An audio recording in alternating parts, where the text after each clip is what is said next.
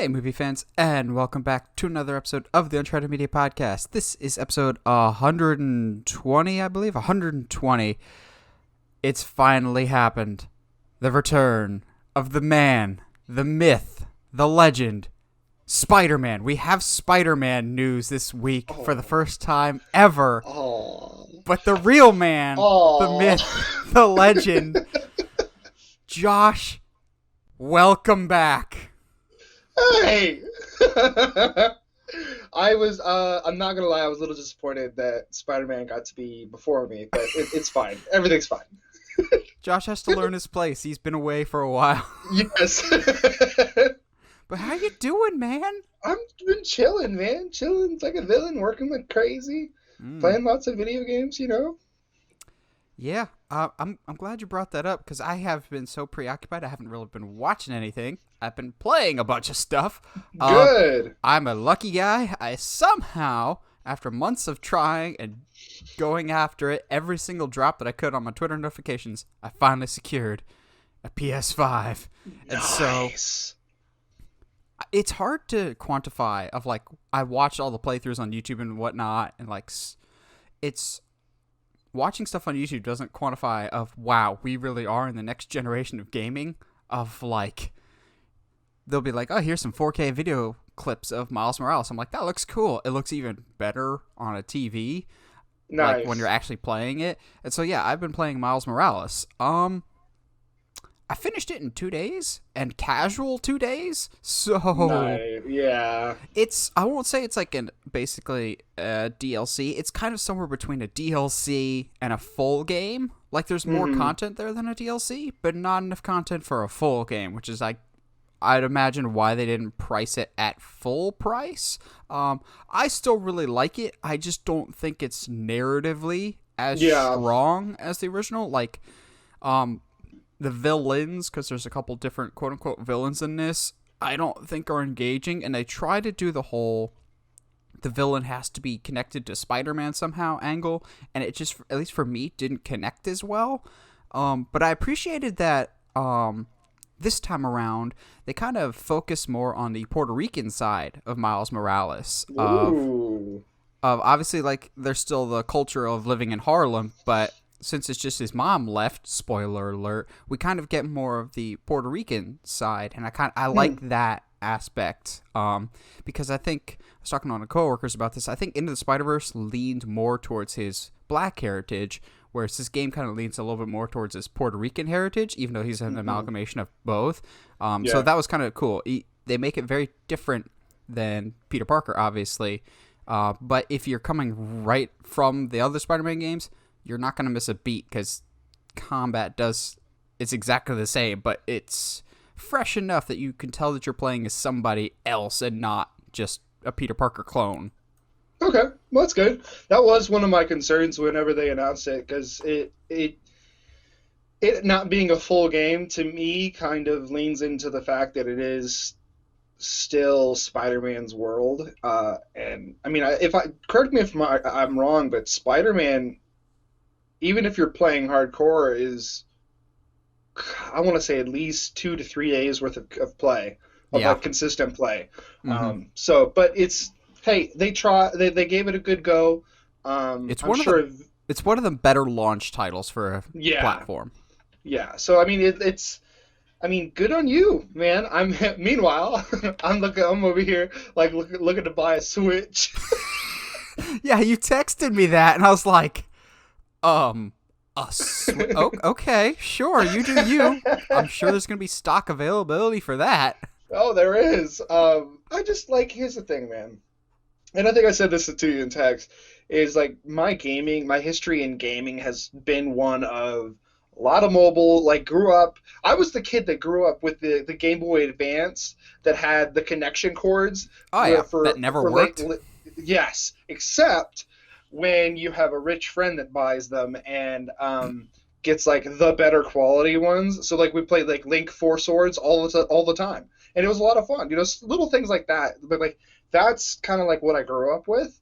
So like Switch feels so natural, and being able to lay in bed bed and play my game. I'm literally the most lazy gamer ever. I don't like sitting in chairs. I don't like let me lay in my bed and play, and I'm here for it. So, I mean, I haven't really been watching much except for a lot of YouTube lately, anyway. So, Not that we were going to talk about it today, but are you more or less caught up with WandaVision? um, my subscription lapsed. Like At the worst possible time. Yeah, it lapsed on Thursday due to lack of payment, and so I should be re-upping today. But yeah, I was like, my dad and I went to go watch it, and I was like, no, no. That's the worst. Yes. At So least I'm it didn't like, happen like this Thursday, right before the finale. yeah, yeah. So I'm like, I've been like avoiding most internet. Like, don't get it spoiled. Don't get it spoiled. I will say this week, it's weird to say like every week there's spoilers, but this week's WandaVision is like the info dump episode, but it's not a lot That's of fair. surprising info. Like it's just like well, yeah, we kind of figured some of that. Yeah. Like they kind of changed some stuff. It's not my favorite episode, but it's a helpful and necessary episode. It's like that episode, basically like the episode right before the Mandalorian finale of like, we've got to set the stage before the grand finale. I still think my favorite episode is probably the 90s, like the Halloween themed episode. One, because it's a Halloween themed episode, and two, it felt like a Malcolm in the Middle or a Lizzie McGuire. Yeah. And it was like, this is my jam. I really, real quick, let's talk about WandaVision a little bit. Yeah. Obviously, I want to try to stay away from spoiler territory just for anybody that hasn't seen it, but, oh, geez. The one thing I wanted to say is kind of in spoiler territory. Well, we'll just flash the spoiler warning. It's not like Josh is actually caught up anyway. He's one episode behind. Hey. So. That's fair. But, like, also, my favorite episode has been the Halloween episode as well. Mainly because Pietro is, like, one of my favorite characters right now. And comic accurate! Oh, bro! The hair got me. That was really funny to me. But yeah, it's just been fun. It's one of my favorite episodes because it's the first time in the series that somebody actually, like, not just challenges the Scarlet Witch, but, like, legit, like, it's fine, dude, but you should probably explain this to me because I'm very curious. So. What do you mean explain it to you? Like. No. Okay. Like he's saying that to her. He says that to her a lot. He's like, hey, look, man, I'd be pretty sad if my, the love of my life died, but you gotta explain to me why you brought him back and like all this other stuff and like how you did it. And like us as the audience is like, hey, yeah, explain that to us. The one thing that I love is like, this isn't a spoiler for the next episode. Again, this is just someone's thinking. I saw some like fan theory of like maybe it was Instagram or something else of like they're talking on those hay bales, and he's just like, you see Professor X, James McAvoy go, tell her how she's doing this, and then you see Pietro go, how are you doing this? I'm going, oh, don't do that, because I still hold true that by the end of the season, we'll have either Magneto, Professor X, or Mr. Fantastic Reed Richards. Yeah, which, if that's the case, your boy's going to be dancing in the street because he may have been right about how the Fantastic Four shows up, which... Woo! Speaking of that Fantastic Four, back when you and I pitched our Fantastic Four story, I did that finally with my Nightwing story pitch. That's now available for everybody to watch. It's doing pretty well. Incredibly proud of how it turned out. Got some great feedback. So just basically go to the Uncharted YouTube channel. It should be the first video that pops up. Go and enjoy. Josh, you ready to get into some news? Let's do it, my man. Hey, let's do it. Because surprisingly, I don't hate this first news topic. It's just a bit of a head scratcher, but at the same time, it's kind of not, knowing some of the rumors that we've heard from Warner Brothers for quite a while. So it seems like, well, it's not seems like, it is actually confirmed that J.J. Abrams is producing a Superman, quote-unquote, Superman reboot. Now, here's where we get into some of the theories and speculation.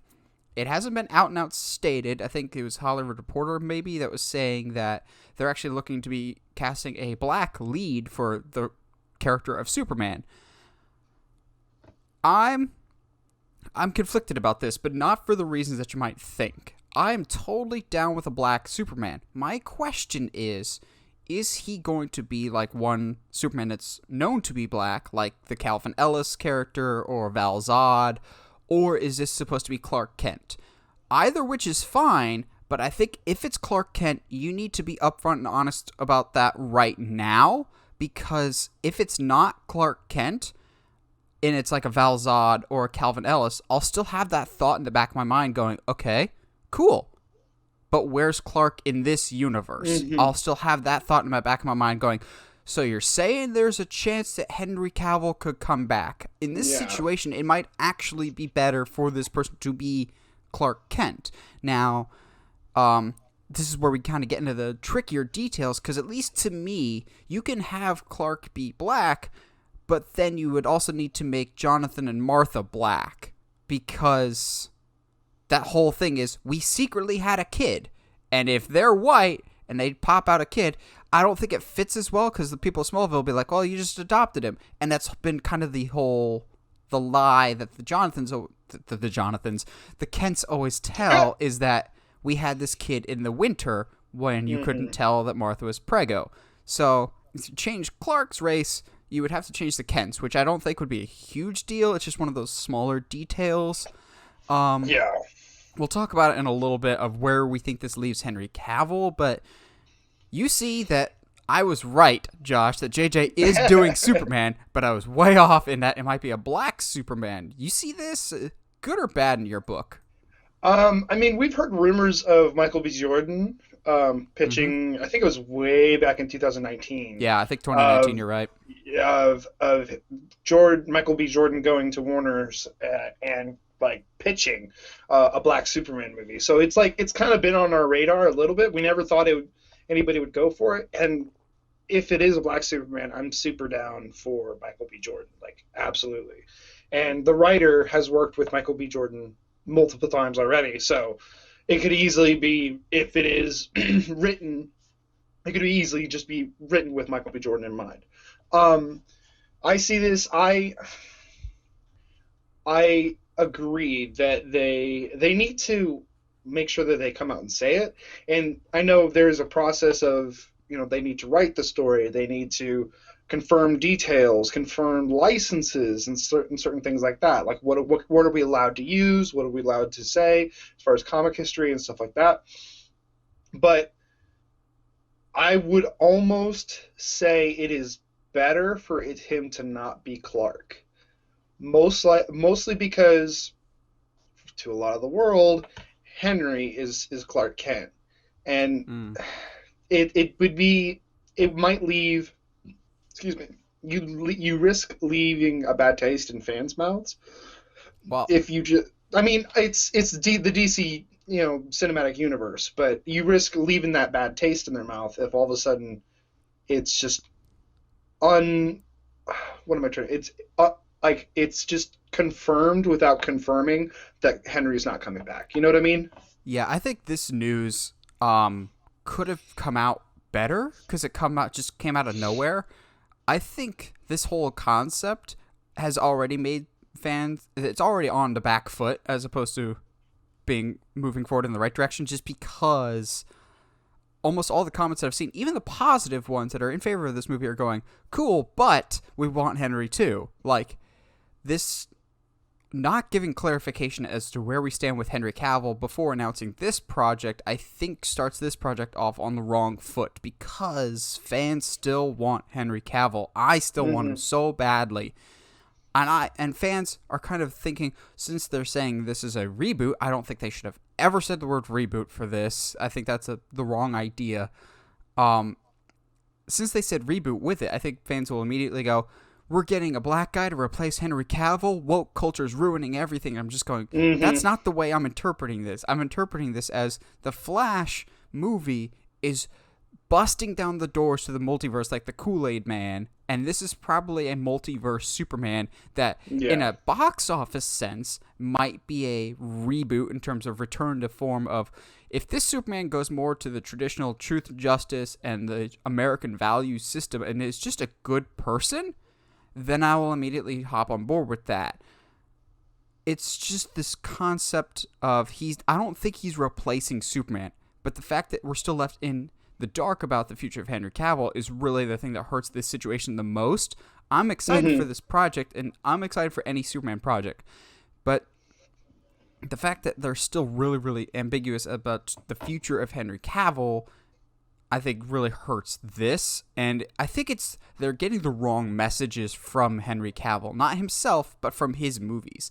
I think they're going, well, we have Man of Steel and Batman vs. Superman and Justice League all starring Henry Cavill, and those didn't live up to our expectations. Yeah. Maybe, just maybe, it's not Henry Cavill's fault. The guy's advocated for so long to be Superman. And I think this could absolutely exist parallel to a Henry Cavill Superman universe.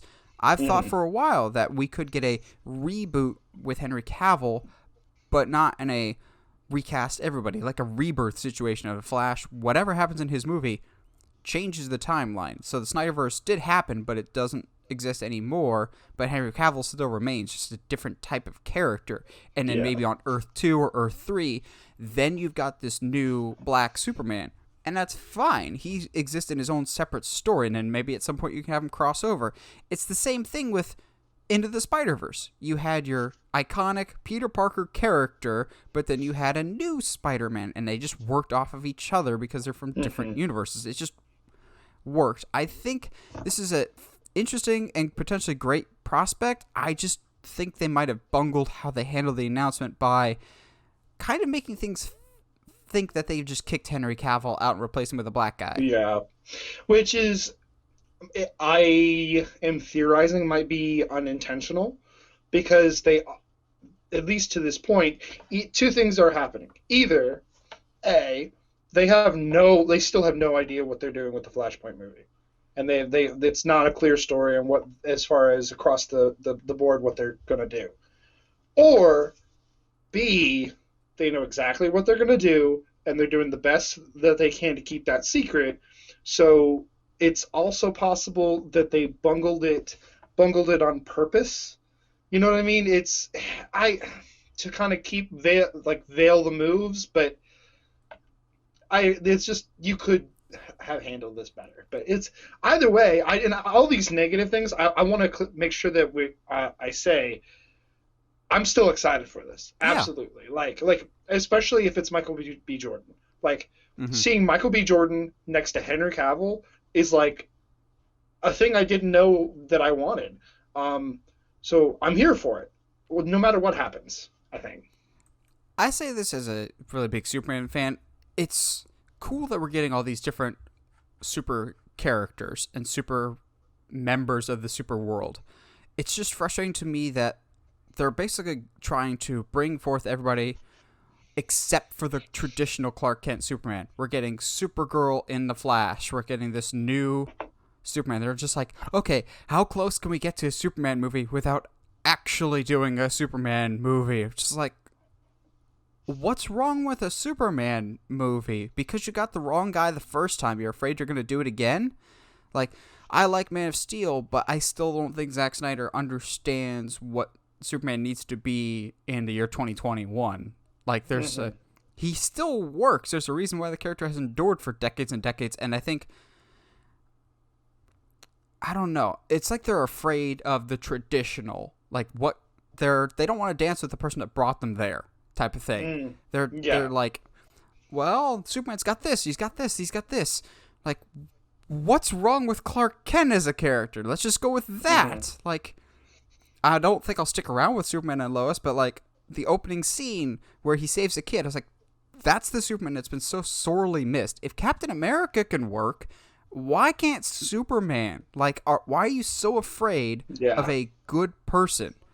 Or like, there has to be a hook to everything. Superman, but it's a girl. Superman, but he's black and from a different universe. It's just like, not everything has to be a gimmick. And I'm not saying Val Zod or Supergirl are gimmicks, but it feels like executives are looking for that well, we've got to reach this demographic instead of just telling a good narrative, because this feels more like a PR move than a narrative decision. Yeah, I can see that. I can definitely see that. But I will say, the writer that they brought on seems like he's the one that is leading people to believe that it'll be a black Superman, because he's known for his stories about black culture. He wrote for Black Panther, the comics, for a while. He's a well-known journalist. So, to be honest, I don't know that much about the author, the guy that's writing the script. I don't know if he can write a good movie script, because comics as a writing medium is very different than a screenplay. I do think it's interesting that it's only JJ is just producing it, not directing it, which, if I'm smart, I would probably leave it for a black director. If this is a black Superman, leave it to a black director who understands the culture more, like Ryan Coogler did with Black Panther or Fruitvale Station. Because you could just see the headlines now. J.J. Abrams directing Black Superman. Yeah, he's already not well liked by the pop culture for stupid reasons. Which, maybe it's just my tinfoil hat. I'm too lazy to pick it up now. Maybe he's just producing this one so that he can still have the door open to direct a Henry Cavill, traditional Clark Kent. I still refuse to close the door on a Superman movie anytime soon, just because it's such an iconic character. Maybe this is the Superman of the Matt Reeves universe, or the universe next door to it. Just some thoughts. I just refuse to discount that Clark Kent is gone forever. I think they're just going, maybe we need a temporary Superman for now until we figure out the Henry situation. Yeah, because I don't know what's going on behind the scenes, but it's apparently chaotic, and nobody knows what's going on. Which shocker. I don't know if that's just shocker for Warner Brothers, but I don't know if that's because Henry has been unclear, or there's a scheduling issue, or what's going on. But I mean, as someone who's been watching DC movies, it's probably Warner Brothers just not sure what they want to do. Yeah, wouldn't be the first time, nor will it be the last. Yeah. Now, I'm glad Josh is here this week, because there's very few people more qualified to talk about Avatar: The Last Airbender and its future than Josh, because we both have grown up with it. And I think you were like the first person to text me this. I had already seen it a few hours earlier, but apparently Paramount Plus is just making big old moves, and we'll talk about a few of them here. But one of them is establishing an Avatar Studios. Basically, they will be tasked with developing future Avatar projects going forward, whether that's new series, a full-fledged movie. Don't worry, I think it's a full-fledged animated movie, and Shyamalan can't touch this one. I'm not gonna lie. If this was maybe 10 years ago, I would be excited. But Avatar still holds a special place in a lot of people's hearts of a certain generation. That being said, this isn't the first property we'll talk about from Paramount Plus that I think is past its expiration date of when you should have capitalized on this. But also, on the flip side, I keep flip-flopping. I get the decision here. Paramount Plus, formerly known as CBS All Access before they rebranded, they need their marquee attractions that'll drive people to the show, like Mandalorian or Stranger Things. They need their big shows, and they have one that we'll talk about later, but they want to reach that nostalgia that is the Avatar fan base. Now, if there wasn't Korra, I think there'd be much bigger need and desire for this, but I think you brought this up. This explains why the Netflix thing probably fell through, and I can all but guarantee you the Netflix thing is now canceled, because with each studio going, okay, we need content, they're quickly calling dibs on the stuff that belongs to them. So now that Paramount Plus wants to be a major player in the streaming wars, they're going, okay, Avatar's a big IP, we gonna take that back now. Screw you, Netflix, have a nice day, good luck with Stranger Things Season 5. So I want to be excited for this. I don't know what to expect from Paramount Plus as a studio. But also, ever since the original Avatar: Last Airbender series ended, it has only gone downhill, and it hasn't improved in terms of overall lore, at least in my book. It and see, I will fight you on that a little bit. Now, okay, caveat. I know Korra is not top tier. It's not like, well, universally liked. It's very polarizing. However, I will argue that it did do things for the lore. It expanded the sub bending stuff a whole lot. We learned a lot more about the one nation that we didn't get to learn about a lot in the original series, the Air Nation. Like, you're telling me this whole time there was like stuff about a nomad monk who could fly, and Aang never thought to like look that up? No? Okay, cool. Whatever.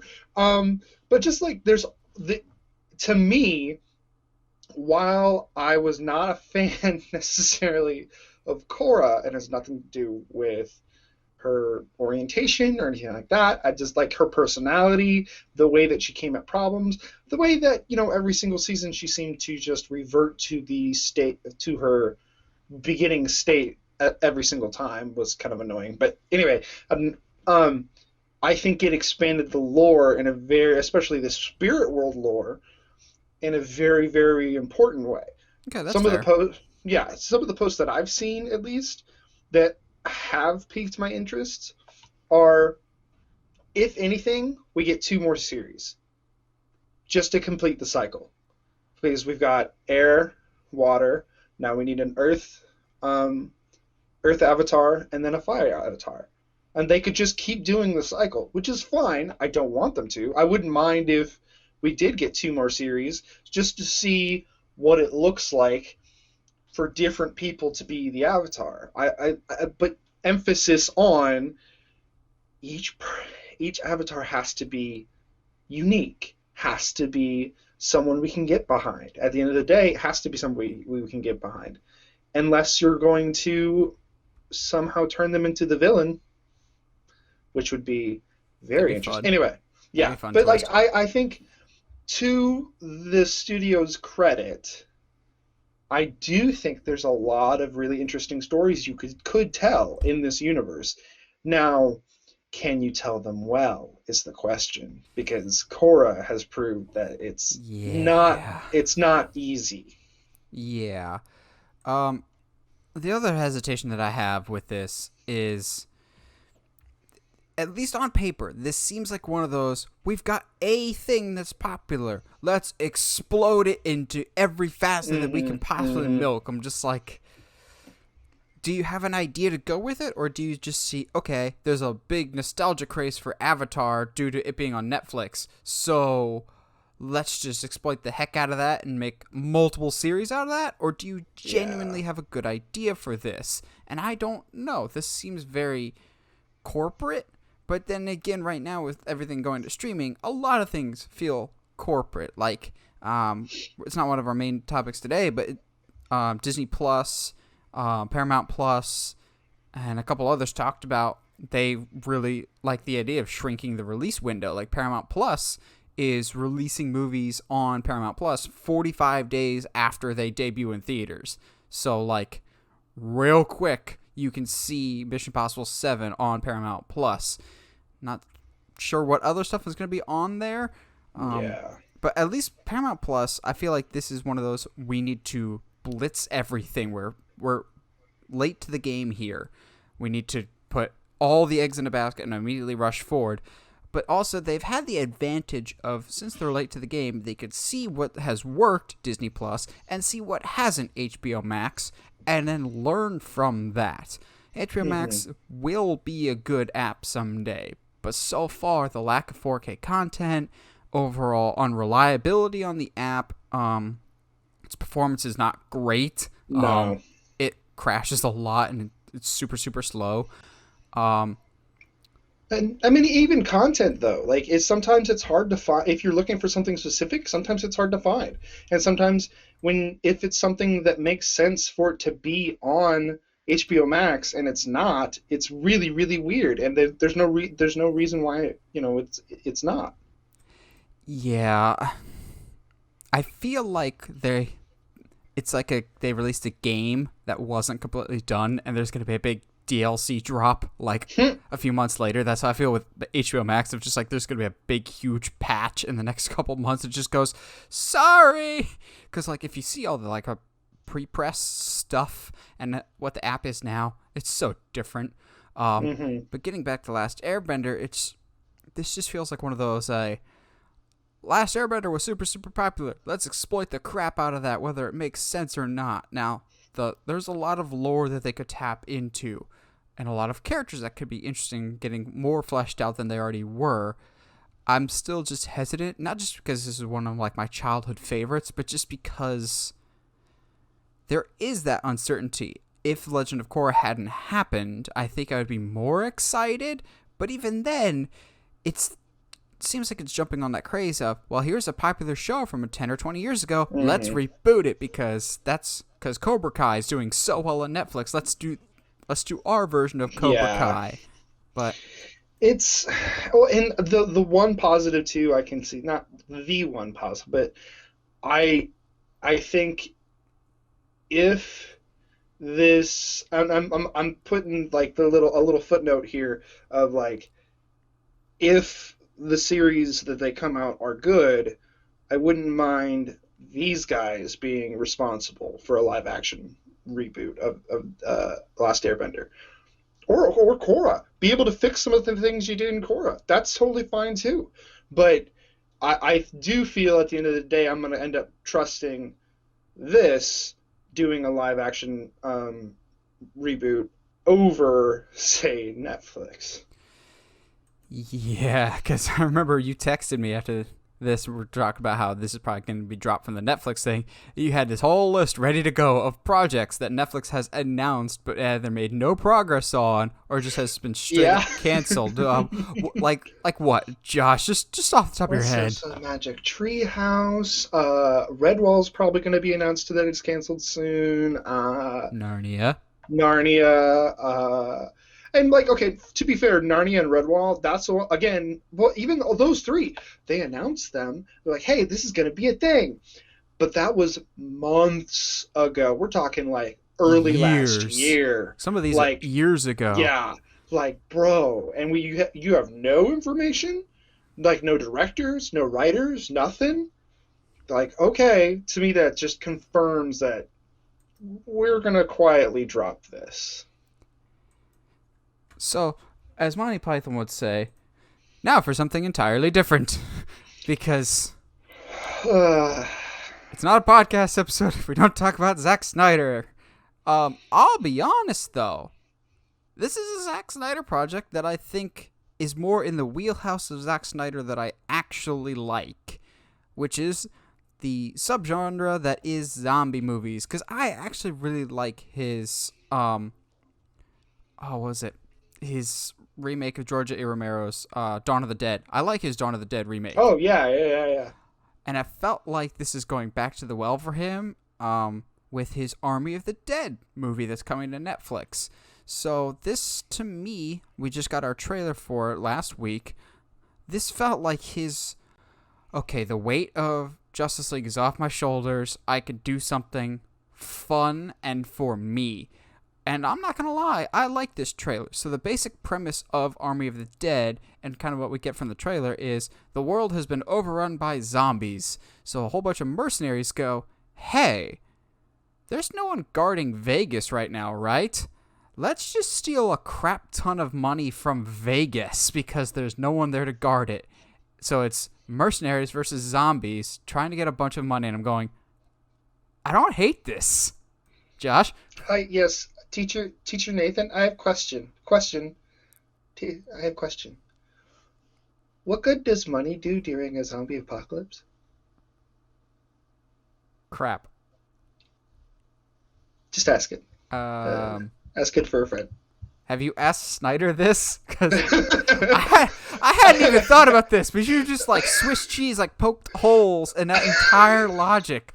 Like, there's clearly some people out there, so there's some form of currency, I guess. No! We haven't gone full Mad Max with it, but You're right. Why are they getting money in a zombie What apocalypse? does it matter? What does it matter? Like I was like, and that was this is you're experiencing my feeling that I had during the show, watching it. I was like, oh, I can get down with this. This is the Zack Snyder I like.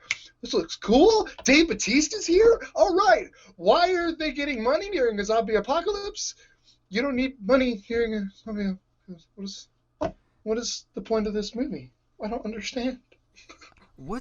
This trailer made me think and reminded me a lot of, I'm trying to remember what that video game is called. Was it Left 4 Dead? I don't think. Where's the one where you can duct tape chainsaws to the side of your motorcycle and you drive around the mall? Dead Rising? It felt Dead like Rising. a Dead Rising movie, and I don't complain about that at all. Yeah. I often say that Zack Snyder movies don't feel fun. Like, he wants to like sit and contemplate big life messages in veiled as superhero movies. This feels like stupid zombie fun. And now, I often think the zombie trope is tired and overdone, but sometimes you can really make it work. I still really like Zombieland Double Tap. I actually think I might prefer it over the original. This could be a lot of fun. And there's a pretty decent cast in this now that they replaced Chris D'Elia, which is a whole other side tangent that we won't get into. Again, Zack Snyder just cannot get away from controversy, but that's completely not on him. He didn't even know that one, but they did the right thing and recast. I'm curious to see, as you brought up Bautista, I'm curious to see what kind of Bautista we get out of this, because he's tried different things. He's done Drax, he's done completely different Drax in the later sequels, where he just becomes an absolute moron.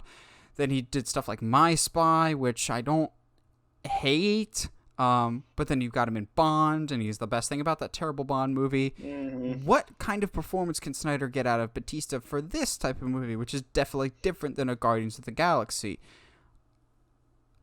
I think I could have fun with this. I appreciate that it's a Netflix movie. I don't think I would go out and see it in theaters, but then again, this doesn't feel like a theater movie. This kind of gives me the same vibe, at least in terms of I'd rather watch this at home, as Chris Hemsworth's Extraction.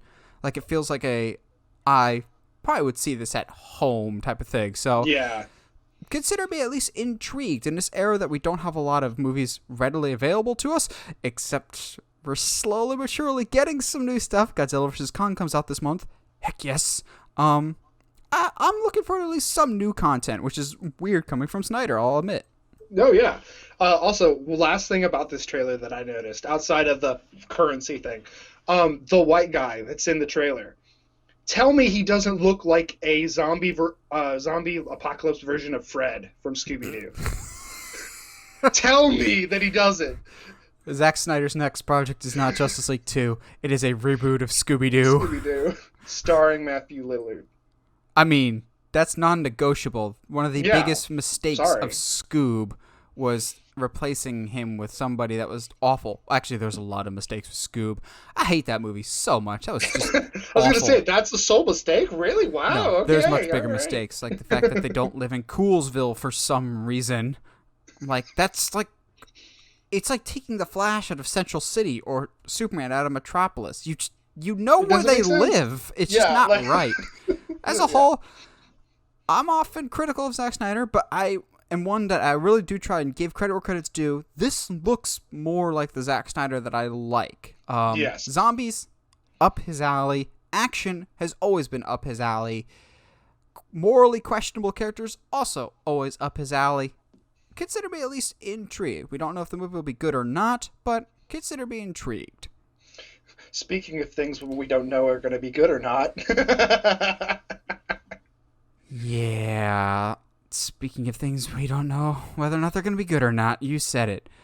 We have a Halo series coming to Paramount Plus. And again, for those that are going, what's Paramount Plus? It's CBS All Access after they realized CBS All Access is a stupid name if you're trying to reach more than just the people that watch NCIS. Paramount Plus has apparently taken the reins to the Halo series from, I think it was Showtime? Somebody else was developing the Halo series, but they were just dragging their feet, so Paramount Plus comes along and scoops it up. I've often thought that a Halo series would be fantastic 10 or 15 years ago. I've never been the biggest Halo fan. I think, Josh, you've played more Halo than me. I can almost guarantee you. For anybody that wants to ever beat me in a game, no matter what, just pick Halo, and even if you're an angry chimp with stump hands, as they said in the Honest Game trailer, you will still beat me, because I'm god-awful in Halo, because I think I've clocked maybe 6 hours in total in my entire life playing Halo. That being said, I've always understood the appeal of why this would be a great movie or series, because it's got this great lore, a great aesthetic. Master Chief has this great iconic look. Even if you've never played a single video game, you know exactly who that is. You're just like, boom. But again, this is so late to the party, and especially after that what was it, Halo Infinite reveal, people are not having the best taste of Halo in their mouth right now. So yeah, Mr. Halo, please bring some form of optimism here. Wow, Mr. Halo. Okay. Literally anybody's Mr. Halo compared to me. Yeah. Yeah, I mean, you're talking to the kid who I think 2 or 3, either one of my birthdays and one of my brother's birthdays, was we just had people over and we had 3 projectors up and we just had a huge Halo LAN party, which is like insane. But I mean, you don't do those these days anymore because you have internet. You have internet. Like, why would you do that? Even though that would be a lot of fun. But so I'm going to try to spin this as positive as I can. With the new Halo game out, the thought process I can see, and honestly, from a business perspective, this is not a bad thought process. With the new Halo game coming out, even though the reception has been weird, hoping that kind of pumps some new life into the Halo kind of buzz, the Halo craze a little bit, and they're like, hey, then the game comes out, sells millions of copies, people love it or hate it or whatever, as Halo games do, and then Paramount can be like, right on the back of it, oh, hey guys, by the way, that Halo series is coming out like a week or 2 weeks after the release of the game. Oh, look at that. Boom, you loved Halo, now watch a show on Halo. That's so much fun. Because that works so well for Dragon Ball. Okay, but we're not going to talk about Dragon Ball because they never made a live-action movie about Dragon Ball. Just like they never made a live-action Mortal Kombat movie or a sequel. Or a live-action Last Airbender. Anyway, but the thing that gives me a positive, like, hopeful vibe about this is Forward Until Dawn. I don't know if you have ever seen it. Is that the fan film on YouTube? It's not a fan film.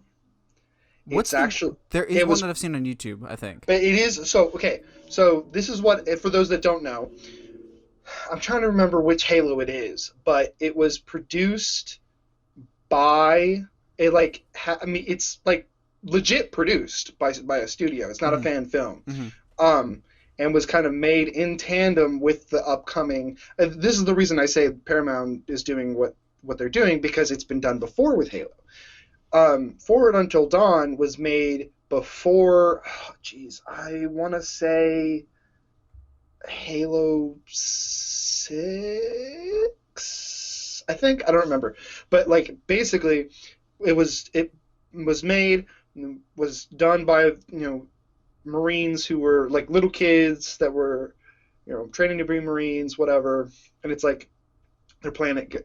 They don't know about Master Chief or the aliens. They think they're fighting like a riot, like farmer riots and stuff like that. And then of course it turns out that there's aliens and Master Chief. They meet Master Chief and all this other stuff. And it's really, really fun and it's really cool. If I think it's on, so that's what happened was like week by week they would release one episode leading up to the release of the game.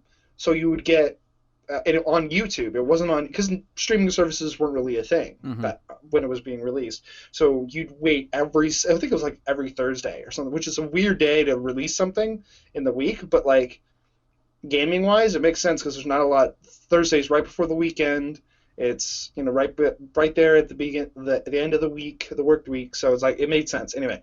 But so it was like the series finale happened, and then I think either a week or two. Yeah, it was like 2 weeks later the new game released, and in the between that week they announced that the main character from Forward Until Dawn would actually be in the game. So it was super cool. I'm not saying but like that to me that shows that if anything, and I don't know who's producing the Halo games nowadays, but they are at Is least it still aware Bungie? of, I think it's still Bungie, but they're at least aware of their cultural significance and how they can pull in a lot of people just based off of the nostalgia alone. So I mean, if you haven't checked out Forward Until Dawn, I would. I think it's on Netflix. I'd have to look. I haven't watched it in forever. It's like 5 episodes or something like that. So, but check that out. But I'm obviously still wary because like you're saying, like 10 years ago, I think this would be a big deal. But now I don't know. I never want to say the nostalgia is run out on something, but gaming franchises is one of those things that people can look back to on like very fondly, but the fan base might have moved on, so to speak. You know what I mean? They'll still love it, but they're playing other things. Like Hmm. I remember when Halo came out, it was either Halo or Call of Duty in terms of big Hmm. multiplayer shooters. Nowadays, you have a lot more options for that, so I don't feel like there's one specific everybody is playing this game. Like when Halo came out, that was a cultural phenomenon, and I don't, besides, as much as I hate to say it, besides maybe Fortnite, and that's a younger generation, I don't know if there's one single game that like really wraps everybody up like Halo used to. You could be like, we're doing a Hmm. Titanfall series. As cool as that is, that's not going to have the hype and the buzz of like a Halo at its prime. But again, if you're in the Halo community, that's awesome. I don't think Halo is in its prime anymore, and it hasn't been in Yeah. quite a while. But to think more positively about this, if you were Paramount Plus and you had total creative freedom on this, Josh, who are you tapping to more or less head this project? Because it feels like every big name director has either been in or out of this project at one point or another. Last I heard, Spielberg was producing it. But if you had full creative freedom, who would you have like be the lead guy for this? Okay. Let's see. So you're gonna want somebody with that is not afraid of the weirdness of space adventures. You're also not. You're gonna want somebody who can do action and gunfights fairly well. What about James Wan?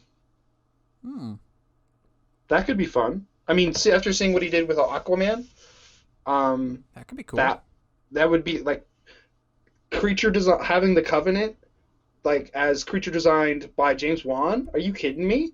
Like let's those guys would look so good and having like a stylish gunfight as opposed to what sometimes we get, which is just running and gunning, which is kind of what Halo is, but it would still be interesting to see Master Chief be Master Chief, where he's like when you do things that like you do in the game, like oh hi, I'm gonna super jump, throw a plasma grenade, and then shoot a grunt with a shotgun on my way down. Like it was just to see those kinds of things. I feel that maybe James Wan would be a good choice. I'm trying to think. I unfortunately the first name that came to mind was Zack Snyder, and I was like, no, no, no, no, no, no, no, no, I no, don't no. think he'd be a bad choice. He wouldn't be the worst choice. For some reason, the top name, even though I haven't seen him do a lot of action stuff, but I've seen him do a lot of sci-fi stuff, would be Alex Garland, who did Ex Yeah, Machina, and I feel yeah, like he did Annihilation too. I think, but like he seems like nowadays the go-to guy for sci-fi, and I feel like yes. he would bring the intensity that would be needed for Halo. Um, yeah, I don't know the franchise well enough to just be like, okay, I think this would be the ideal fit, but I want this to be good because I want the trend of bad video game adaptations to go in the other direction, because video games nowadays are such excellent storytelling vehicles. Um, Like I said, the story wasn't that great for Miles Morales, but it's still leaps and bounds better than what we've had in the past for video game narratives. And like we've come so far, and I think it's frustrating to see so many times that movies fail at that, and people are like, well, it's because you're not playing a movie. I'm like, that's not it. Both forms have narratives, and if your narrative is solid for both, it still works. So well, yeah, and that's the thing too, because I don't know if you keep up with a lot of some of the newer games, but like Little Nightmares 2. I'm not going to spoil anything, but I've watched a playthrough, and there's no dialogue in the entire game. There's grunts and stuff like that, but like there's no dialogue the entire game. So like Lego Star Wars? Yeah. But cinematic masterpiece there. Dude, it is. Don't even. That is a cinematic masterpiece. Okay, I'm not gonna lie. I'm real excited for the Skywalker Saga whenever that feels like coming out. But Little Nightmares told a whole story in I think about a 3 or 4 hour game that without any dialogue, just through ambiance and restrictive controls and stuff like that. So it's like saying like, oh, you don't play a video, you don't play a movie. It doesn't make sense because unless Telltale games. Yeah, like it's not this. It's the same. It's still a narrative structure. You still have to tell a compelling story, and you still have to get your audience to care. And I think especially with video games, it's akin to having a book movie. You have a fan base for that book.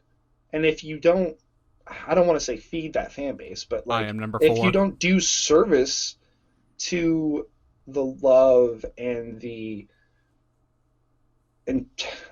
love that some of these fan bases have for the story and for the characters, then we're not going to be interested in it.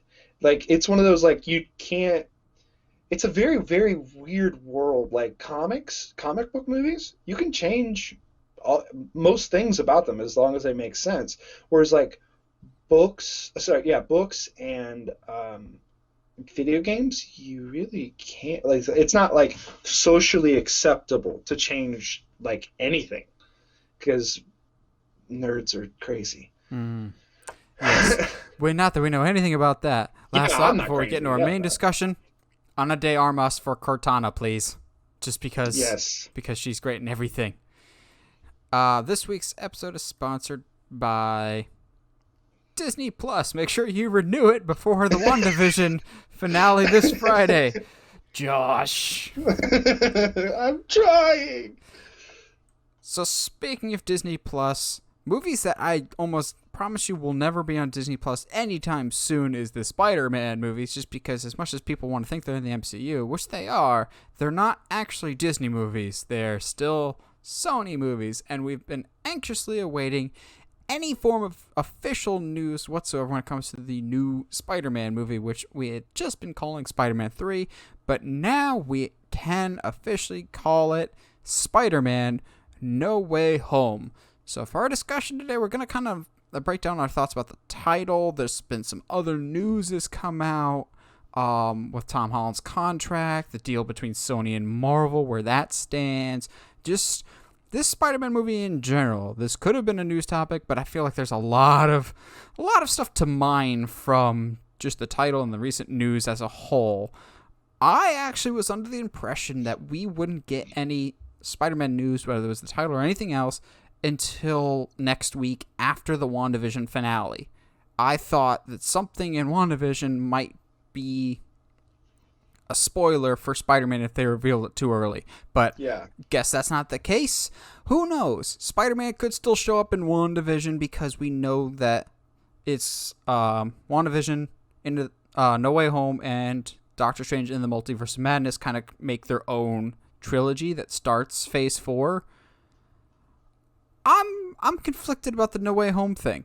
I liked my idea of Spider-Man home away from home, but No Way Home makes sense too, and it's an interesting idea that we always kind of assumed, because we think that Tobey Maguire and Andrew Garfield will be in the Spider-Man movie.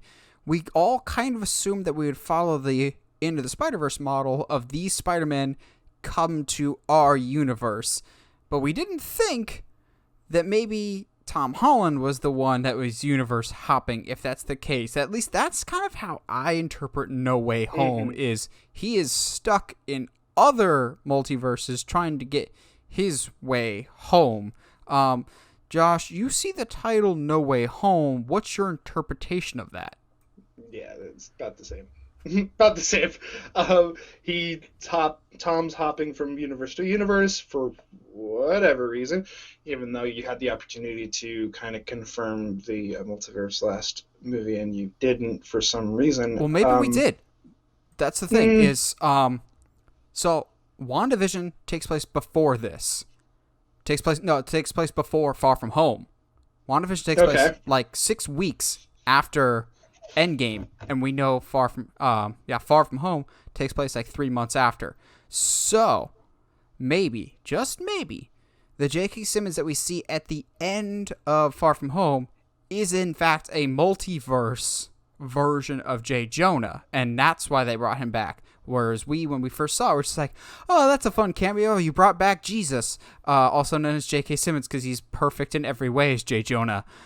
But maybe it was actually more significant than we thought, in that he's actually a multiverse, and that was already the first hints of ripple effect of the events of WandaVision. Maybe I'm reading too much into it, but maybe that was our first hint of a multiverse in Far From Home. Yeah, I don't know, man. It's going to be interesting, and I just had this thought, like literally 4 seconds ago as you were talking about the title. What would be interesting is if the Morbius, geez. Morbius, take the red or the blue pill. They're Spider-Man colors. Lawrence Fishburne for Spider-Man confirmed. Spider-Man stuck in the Matrix. It's confirmed. No, not again. Again? Did he just say again?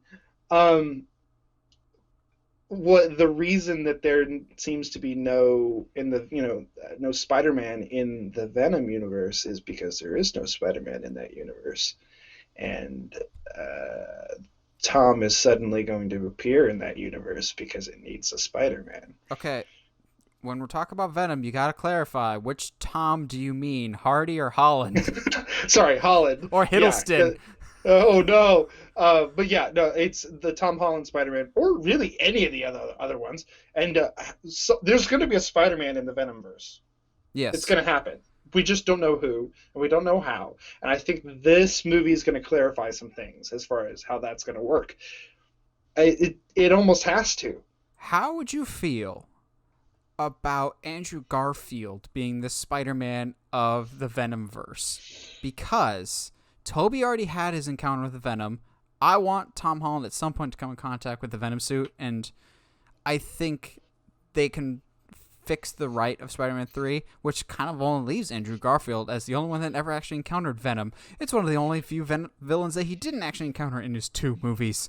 How would you feel about Andrew Garfield potentially being the Spider-Man of the Venomverse? Your boy, your favorite Spider-Man. Yes, please. Absolutely. Please. Like, oh my goodness. Okay, look. People can talk all they want. All right? Look, I know I'm super biased when it comes to Andrew Garfield as Spider-Man. It's the hair. It's the hair, obviously. Which, can we talk about that for a second? How does Andrew Garfield always have perfect hair when it's underneath a mask? It's just, he's got that moppy, messy hair look, dude. It's the JD from Scrubs. It's part of being a suave skateboarding nerd.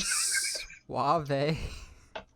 I can't. But but seriously, like, while everyone, and with good reason, had some issues with his Peter Parker, you can't deny his Spider-Man was pretty on point. Yes, as much as I hate Amazing Spider-Man 2, I'll always say that one of the best things about that is when he's trying to stop the Rhino at the very, very beginning. When he tells him, like, roll down the window. Yes! Hey, you can call me Spidey, you can call me Spider-Man, don't call me late for dinner. I'm just like, quips. You're so much better than Toby. Tom, I'm waiting for you to have your quips when you fight. You had him in Homecoming, and then you just ditched him. And again, my Far From Home hatred is coming through.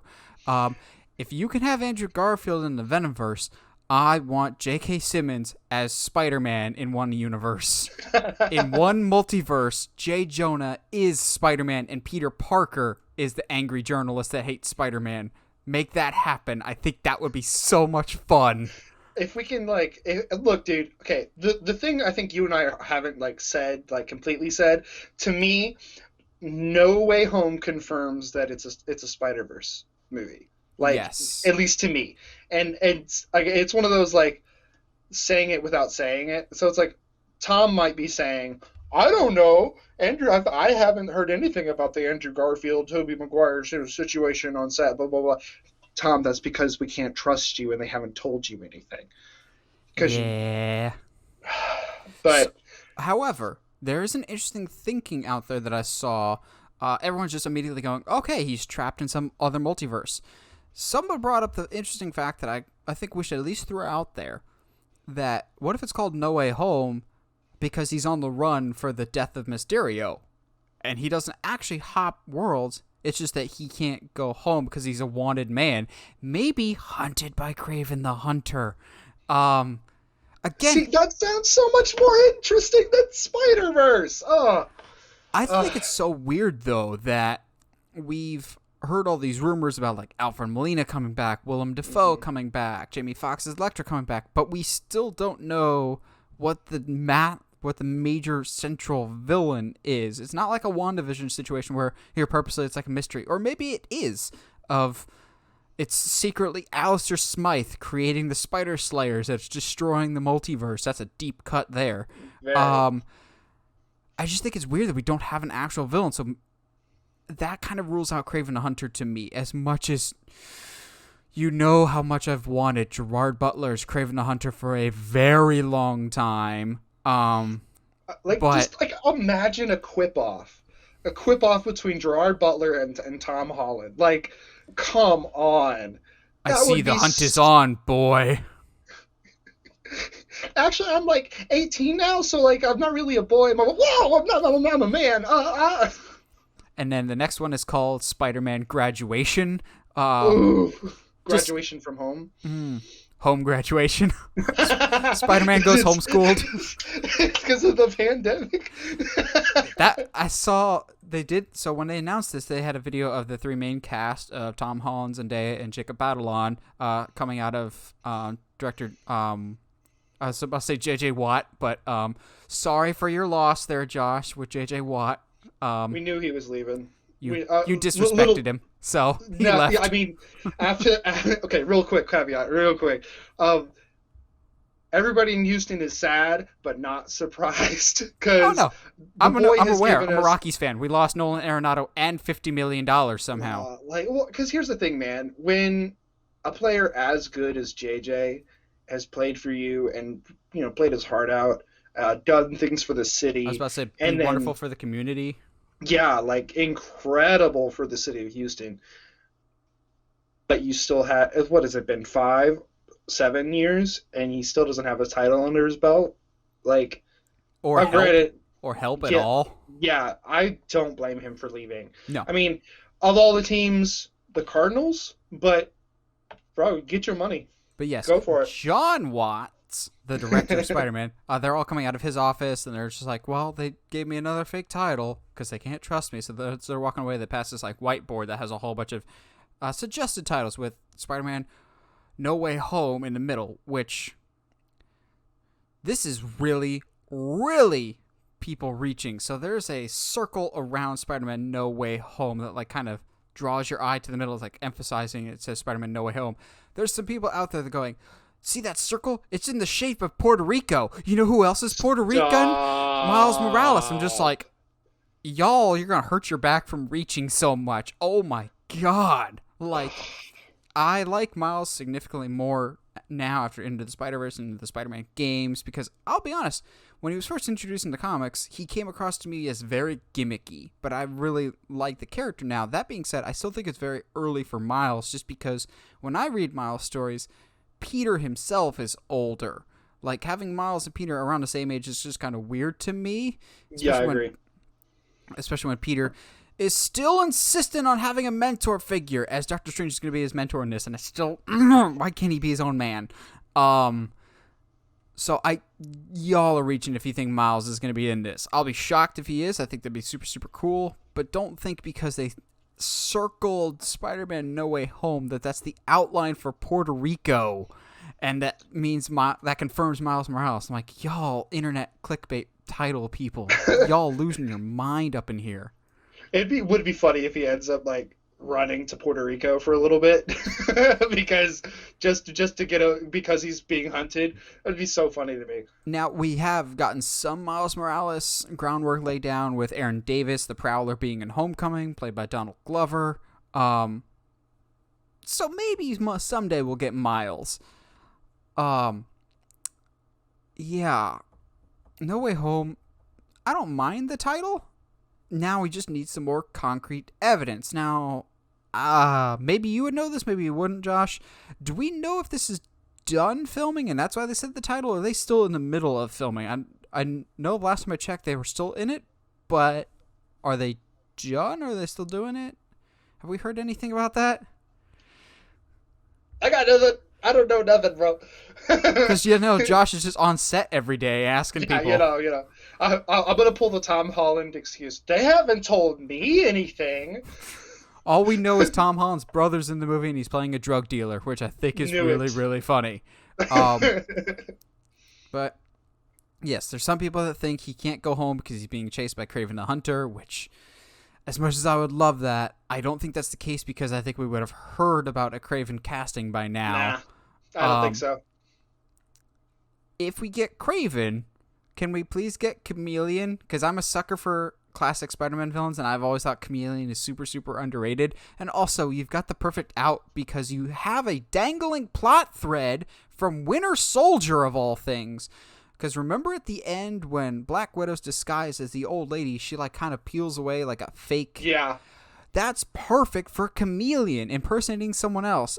But some people will be like, we don't really need that now that we have Skrulls. So it's like, well, first of all, you got to make the Skrulls bad guys again. But that never got brought up again after Winter Soldier. You literally have technology that can mask your face. That is perfect for Chameleon. Do it, cowards. Uh-oh. Kay. Josh has a thought.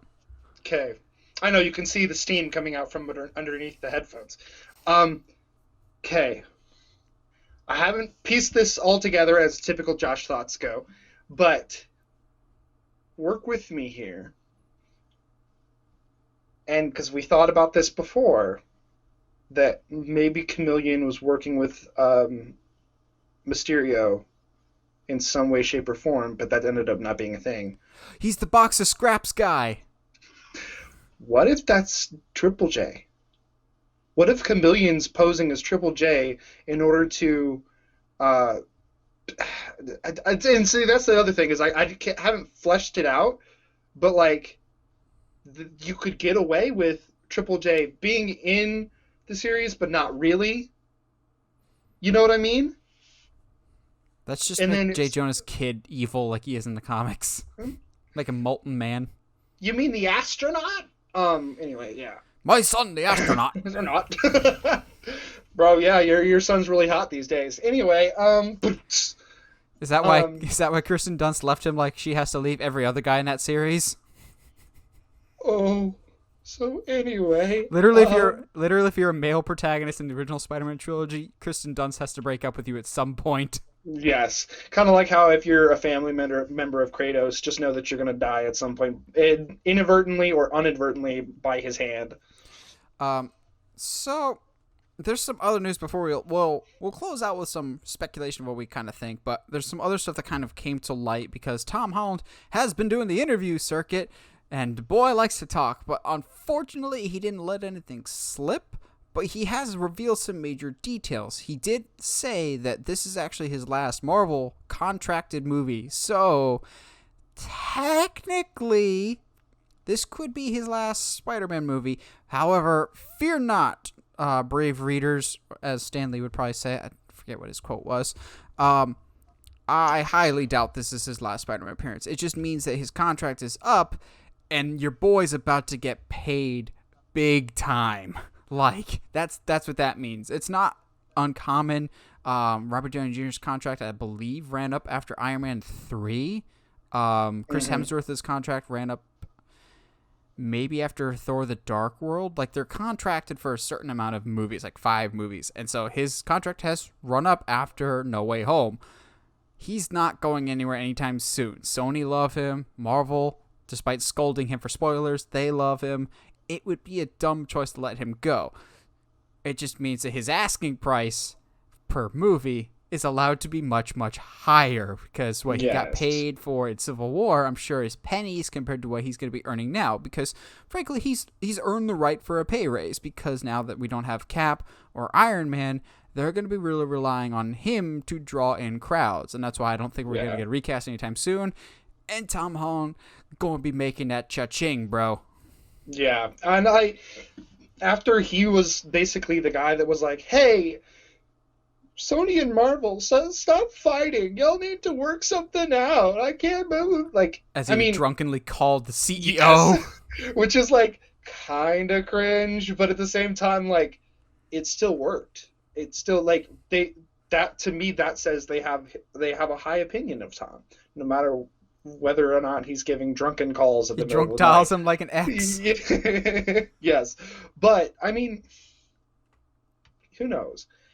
As a lot of it hinges on what kind of story No Way Home ends up being. If it's him trying to run from Kraven, which I'm down for. For a second there, I thought you were about to say Kratos. Kratos! How Spider-Man weird would that running be? from Kratos. How weird would that be? Get over here, arachnid boy. Get over here, insect. It's actually an arachnid, sir. You are still a bug to be squashed beneath my boot. Anyway, I don't know why Kratos is all of a sudden some villain. Because now he's the best dad. He's best dad. Is that why he forgot his son's name and just calls him boy? He doesn't. No. Okay, look. All right, hold on. Can of worms. Can of worms. I'm sorry. I will say this one thing, and then we can move on. We all know Josh is a God of War nerd. He does know his name. He only calls his name. He only says it when in moments when he cares about him. He calls him boy to get his attention. But like in very sweet, tender moments, he says his name. Or when he's like, when he's about to lose him, he's saying his name. So it's like he saves his name for moments in which our provide emotion, not like, boy, go get your bow or whatever. We're gonna go hunt some boar. Like, you don't need his name there. Okay. Anyway, he cares. He is best dad. So that's all I got. I don't know where we could go from there. So I still am a little worried about this movie, not for like it's being overly crowded or anything, although I'm worried about that. I'm worried about this with it being his last one, and it called No Way Home. I'm worried that in his adventures to the multiverse, he will get trapped in the Sonyverse, and that's how Marvel writes him out of the MCU. Yes. That will always be a concern so long as it's a shared custody of Spider-Man. I will always be afraid of the day that he's gone. That'll always loom heavily over the Spider-Man franchise. Supposedly, according to Tom Holland, Sony and Marvel have reached a new agreement. I think I remember hearing about that a few months past, because after the very public breakup that they had, and they yanked him out of the MCU, Spider-Man and Marvel, Sony and Marvel supposedly reached a deal where he could be in 2 more movies, so a new Spider-Man and something else, and then that was it. Basically saying, okay, we'll give you time to say goodbye to your friends, and then you're coming home, type of thing. Mm-hmm. So whether that's a new deal that's been renewed, I am worried, though, that this multiverse thing is just a logic reason of this is why you don't see Spider-Man anymore. He's off protecting this other universe that needs him more, which makes me really, really nervous. I don't think I'm as nervous as I used to be with it, but that fear will always still be there that one day Sony's profits are going to dip below a point that they're comfortable with, and so they'll just rip Spider-Man back, thinking that that's going to help more so than keeping him in the MCU. That concern will still be there. However, Tom Holland did say that they've reached a new deal, but he didn't give specifics on what that new deal was. He just said that he believes Spider-Man staying in the MCU for quite a while. So that raises the question, do we think the multiverse is being introduced in this so that the Sonyverse does exist, but tangentially to the MCU? It is happening, but it's pocket to it. Like, it still exists, but the events don't interact, if that makes sense. Oh, you mean like how they kind of said that about the Netflix shows, but then didn't really say that, Okay, but that's then different. tried to pretend like like it did exist? And... That's different, though, because that was two different studios. Kevin Feige had no control over the Netflix stuff whatsoever. That was all Ike fair. Perlmutter.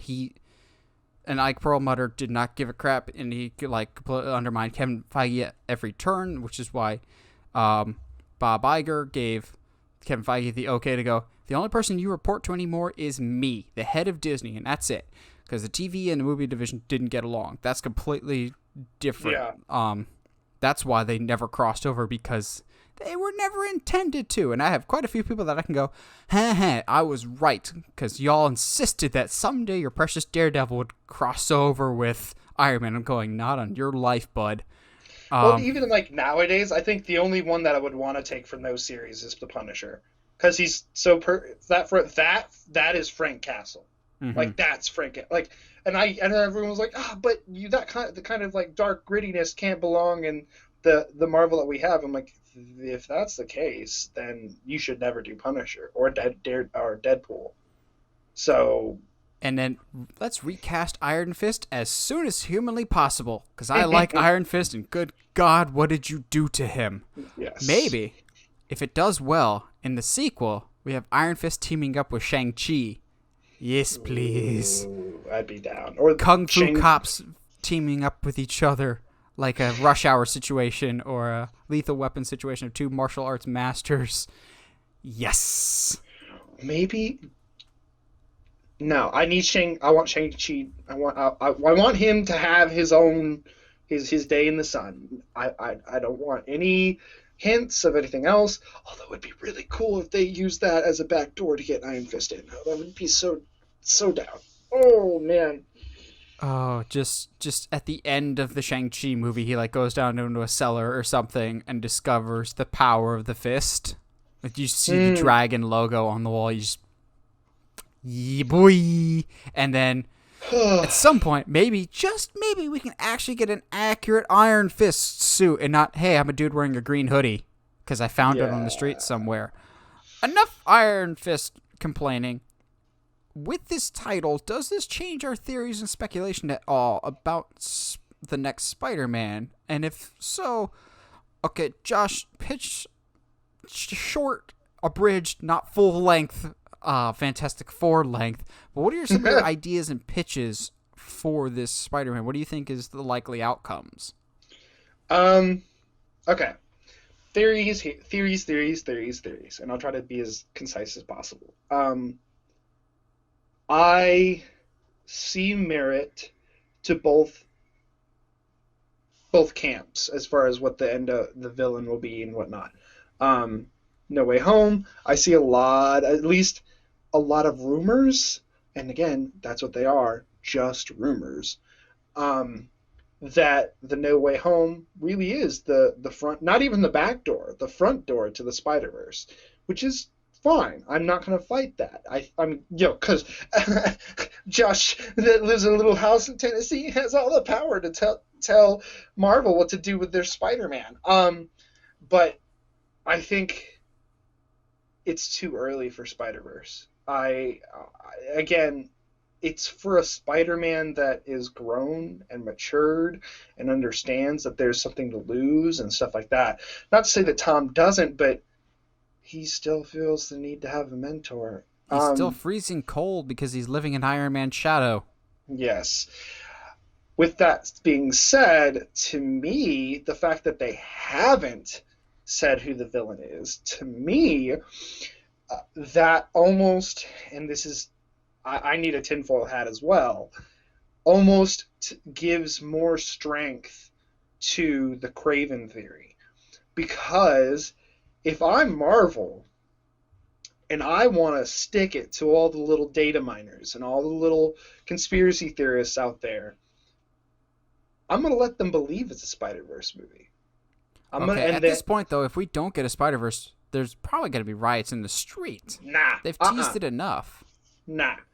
No. Have they teased? I mean, they've teased the other dimensions, but that's about it. They haven't really said Spider-Verse. All that has been fan conspiracy. So, and to me, right now, at least where Spider-Man is, Kraven's the movie I want to see. Not because of you and I are like so up there about Gerard Butler playing Kraven, but just if there's any kind of storyline to show that this Spider-Man is becoming more mature and becoming like takes another level, to me that's a Kraven story. To me, that's fighting for his life and trying to save New York at the same time. I mean, that's what Homecoming felt like. And we all love Homecoming. Oh yeah. So, I think it will be a multiverse, and here's where I'm going to disappoint some people. I think he'll meet all the Spider-Mans individually. I know some of y'all love that fan art that's been floating around of like the 3 Spider-Mans in Central Park or Times Square. I mean, with all the members of the Sinister Six all around him and they fight together. I think he'll meet them all individually, and kind of like a Christmas Carol type, he'll learn a lesson from all the previous Spider-Mans. Of maybe with Tobey Maguire, he learns with great power comes great responsibility. Finally. Maybe he learns something with Andrew Garfield. Hey, don't let your loved ones die. And maybe we get another Spider-Man. I don't think we're going to get all 3 of the Spider-Mans together. I think we're going to see them all individually because it's easier to keep that secret if you have Toby come in for a day, fly him out under the dead of night like a Royal Rumble surprise return, then fly Andrew Garfield in under the dead of night like a Royal Rumble return, then fly him out, as opposed to having them both in the same place at the same time. It's going to be a lot harder to shoot that and keep that quiet. I do think it'll be a Spider-Verse. To what extent, though? Now, the real question here, and we haven't really talked about it, but it's worth addressing, if this is to tie in somehow within the Multiverse of Madness or WandaVision, how? How does Wanda factor into this? How does Doctor Strange factor into this? Josh, what do you think? I have no clue. Absolutely no clue. Excuse me. It's the one thread that I can't place. Because it's a web of mysteries. Because if it is a multiverse, I guess Strange would be an expert or someone to go to about that. I don't know, but you know what I mean? It's like I don't know where he factors. I don't know what the WandaVision thing is going to be. Granted, I haven't seen this week's episode, so I'm probably more in the dark than you are. But not so much, because with WandaVision, we get a lot of information in episode 8. But the problem that I'm having with it is there's still so many unanswered questions and so many. Well, how does this fit into this, or how does this work into this? That I'm really nervous that we're not going to get a lot of those answered for the one episode that we have left this week. And we more or less kind of have to know how this sets up for Spider-Man by this week, because no other future Marvel projects really will factor into the multiverse. You've got Black Widow. Nope, that's a standalone. Falcon Winter Soldier. Nope, that's pretty standalone. Loki, maybe. You've got an outside chance with Loki, but so far they've pretty much said that Loki is separate from the WandaVision and almost said Into the Spider-Verse, No Way Home, and Multiverse of Madness kind of trilogy. I get the sense that's more of time travel than multiverse shattering. So leave the door open for Loki, but maybe not.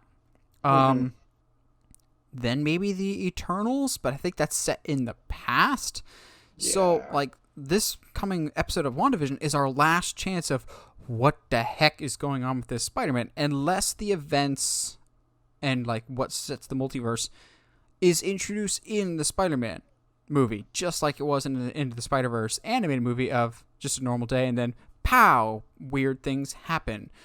I don't know how I feel about that because just off the bat, there's still a lot of questions going into the Spider-Man of, oh yeah, you're wanted for murder. How are you getting out of this situation?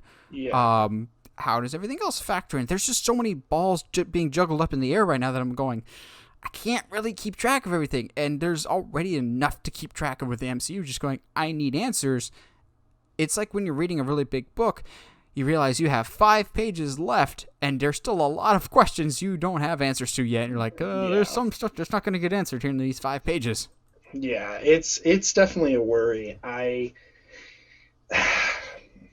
just hope they haven't dug themselves a hole after their shovel broke. You know what I mean? I hope they're not stuck, 3 feet down and realizing, we just hit a rock and our shovel shattered, and now we don't know how to get ourselves out of this or write ourselves out of this, or it's just it's tough. Which would give me that further worry that this wasn't originally part of their plan, and they had to make a quick exit of, okay, how do we get Spider-Man out of here as cleanly as possible? That's what makes me nervous, that this move doesn't feel as calculated as the previous MCU stuff, which has had a pretty clear roadmap ahead of like, okay, we can follow this, we can kind of know where we're going. There's going to be some surprises along the way, but it feels like a well laid out map and blueprint laid by Kevin Feige. Right now, it feels like we're driving in the middle of a thunderstorm, like we're at least riding shotgun. Like Kevin Feige's still driving it, but we don't know where we're at and where we're going, and that makes us a little bit nervous because so far we've known the direction that we're heading. Yeah. The only thing I will say, and I had this thought while you were explaining your theories, is if he meets a bunch of individual Spider-Mans, can one of them be Spider-Ham, voiced by John Mulaney? Now that he's out of rehab now. He's available. Please, because I need a live action version of that. Or, I know we're getting him as Moon Knight. Oscar Isaac as a multiverse version of Spider-Man. Spider-Man 2099 would be fine. There's been some rumors, but I highly doubt I believe any of them whatsoever that they might get DiCaprio to be Spider-Man because he was almost in it in a James Cameron Spider-Man movie. I'm just going, no, thank you, but okay. However, there might have been some secret casting for Doctor Strange that might tie into this because it's a Spider-Man related character. Bruce Campbell, of all people, recently tweeted a day or two ago a picture of London going, it was so nice to be working on a specific set with a specific director on a specific project that I know nothing about. It was a great day, which is where Doctor Strange in the Multiverse of Madness is currently filming in London with his buddy Sam Raimi, who directed him in The Evil Dead and all 3 Spider-Man movies. So I feel pretty confident saying that Bruce Campbell will be back for Doctor Strange, which have him be multiverse version of Mysterio, because he almost was in Spider-Man 4, and Bruce Campbell is wonderful, and you just give Bruce Campbell all the love. I don't like Bruce Campbell. What's wrong with Bruce Campbell? Are you afraid of his chin? I mean, it's a glorious chin. It is. But I don't know. I'm not a fan of anything he's worked in, really. Or anything, his like style of acting, I guess. I don't know. Not a fan. It's fine. It's fine, though. It's you know me. I'm open to be proven wrong. Real quick, before we wrap things up, I just have to put it out on the internet that I was right. I was about to say, if you didn't say it, I was about to give you all the props. I was right.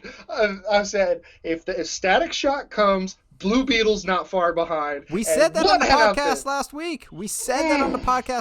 I was like, Josh swings big, but when you swing big, sometimes you hit big. And the past 18 months, you've been right on 2 big, huge things. I'll still give you crap for some of your other big, huge whiffs, like Tom Hardy as Wolverine, but that's still up in the air. You might be right about that. But yeah, props to you for that Static and Blue Beetle call, because you not only did you say Blue Beetle, you said it would be the Jaime version, because we're all begging for a Ted Kord version of Blue Beetle, unless he's with Booster Gold. Then I'd be interested. Nah, sorry, no, it's got to be Jaime.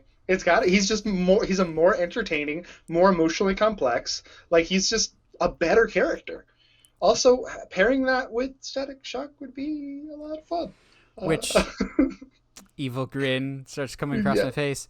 Static Shock and Blue Beetle were both members of a certain Justice that were younger. So Yeah. a young Justice Squad, if you will, led by one Richard Grayson, who is the sexiest man in comic book history and is the greatest character in comic book history. And you should find out how a Dick Grayson movie, also known as a Nightwing movie, could work. Oh, bringing that full circle. I didn't. Where can I see such a wonderful video talking about how a Nightwing movie would work? Almost made a different joke, but I'm gonna stick with where I'm going with this. Let's stick to it. Unchartedmedia.com. That's it. The homepage. Just go or just Google pitching a Nightwing movie, and I think you'll really, really be pleased with it. I don't think, Josh, you've checked it out yet, so I'll let you ask one question about the project. Anything since it's come out, without saying any spoilers, I'll let you ask one question to pique your curiosity. Does he say F Batman? No, because I care about the character. Okay. Snap. I will say this as one of the few people on the earth that's actually sat through both seasons of Titans. The F Batman line does come back into the narrative, and it actually makes sense how they fit it in. It's not just we're ripping off Jason Todd here. Which, yes. What the heck's going on with Titans season 3? It's been dragging its feet forever. But whatever. I mean, when there's no story, you're gonna. I think season 3 is gonna be a soft reboot, but Ooh. I wouldn't be surprised. It's moving to HBO Max now that they have a budget, and season 2 did not get the reception that they wanted. But Josh, you got any closing thoughts before we bring this thing home? No, man, it's nice to see you again. Nice to be on the pod again. I think you and I talked. We don't know if this is going to be a consistent thing for me, but yeah, I'm down, dude. Just whatever. As always, I'm coming to hang out, do some terrible jokes. Oh yeah. Expect nothing less. Big swing theories. It was great to see you again. Great to talk again. Look forward to see what's going on in the movies and stuff. Well, what do you guys think? What do you expect to see in Spider-Man No Way Home? Are you excited for it? Are you not? You think this is going to be a multiverse movie? What do you expect to see in this new Spider-Man movie? Let us know in the comments below. We always like hearing from you guys. And as always, if you'd like what you see and want to see more, subscribe to us on whatever audio platform you're listening to us on, whether it's iTunes, Spotify, Google Podcast, or YouTube. And if you haven't already, subscribe to us on YouTube at Uncharted Media and check out the Pitching a Nightwing movie video. And as always, stay sharp, movie guys and gals.